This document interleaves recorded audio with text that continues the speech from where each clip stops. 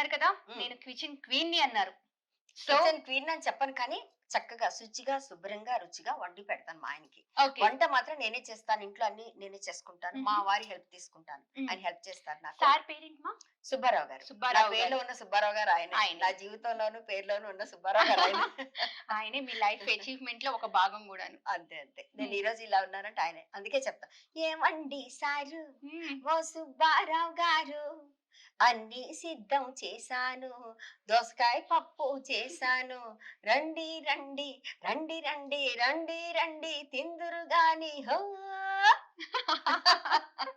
ఇలా పిలుస్తాను అన్నమాట. సరే మరి టీ తాగుదా, టీ తాగుతావా కాఫీ తాగుతావా? ఏదైనా పర్లేదు మ్యామ్, ఎనీథింగ్. సరే పదమ్మ.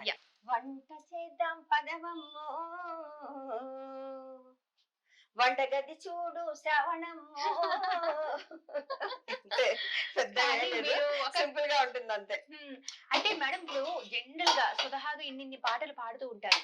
అసలు మీకు ఒక ప్యాడీ క్వీన్ అంటే ఏ వస్తువు చూసినా, ఈ దేన్ని చూస్తే మీరు ఆటోమేటిక్ గా పాట పాడేస్తారు. అవునమ్మా అవును. ఓకే. ఇప్పుడు వంటగది అంటే జనరల్ గా వంటగదిలో ఎలాంటి పాటలు పాడుతూ ఉంటారు?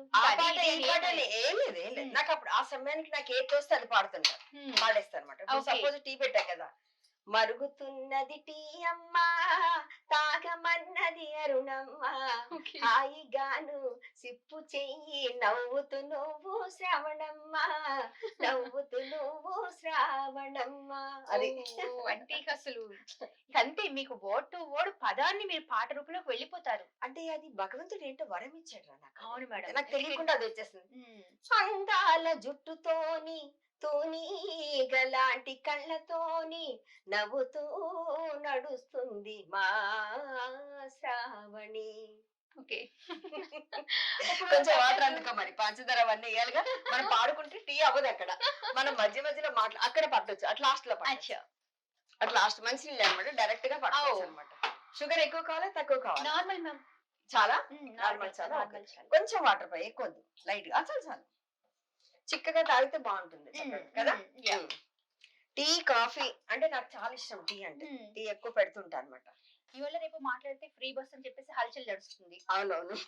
దాని మీద మీరేమంటారు? అంటే మీరు ఎలా పాడతారు? నేనైతే తప్పకుండా పాడతాను మా. ఎలా అంటే, తెలంగాణ బస్సు ఇది ఎప్పుడు చూసిన రష్, ఎందుకో తెలుసా? తెలంగాణ బస్సు ఇది ఎప్పుడు చూసిన రష్, ఇది స్త్రీల ఫ్రీ బస్సు, ఇది స్త్రీల ఫ్రీ బస్సు, మగవాళ్ళకి మిస్. జింతాత చితా చితా జింతాత, అరే జింతాత ఇల్లు కొట్టచ్చు. జింతాత చితా చితా జింతాత, అరే జింతాత చితా చితా జింతాత కదా.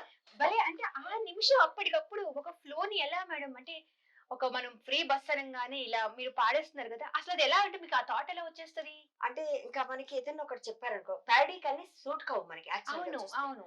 కానీ కొన్ని పాటలు అప్పుడు థాట్ వస్తుంది మనకి, ఇది ఇలా పాడితే బాగుంటుంది అన్నట్టుగా థాట్ వస్తుంది. అలా మిరియాల పొడి అయినా కొంచెం చాలా మంచిది. ఎందుకంటే మీ సీక్రెట్ ఏంటి? సీక్రెట్ ఏంటి? ఏం లేదు, అన్ని తినేస్తాను కానీ కొంచెం కూల్ గా ఉండే తిన్నాను. అంటే జనరల్ గా ఎప్పుడూ విన్నాను, మా అమ్మమ్మలు ఇలా చెప్తూ ఉంటారు, ఒక మంచి గొంతు కావాలి అని అంటే పూర్వ జన్మలో శివుడికి తేనెతో అభిషేకం చేస్తే ఒక మంచి గొంతు వస్తుందంట. నాకు తెలిసి మీరు చేసేసారేమో. నిజం, ఎందుకంటే ఇంత మంచి స్వరం.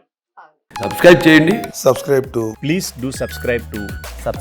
Please like, share and subscribe to top Telugu TV. Top Telugu TV. Top Telugu TV.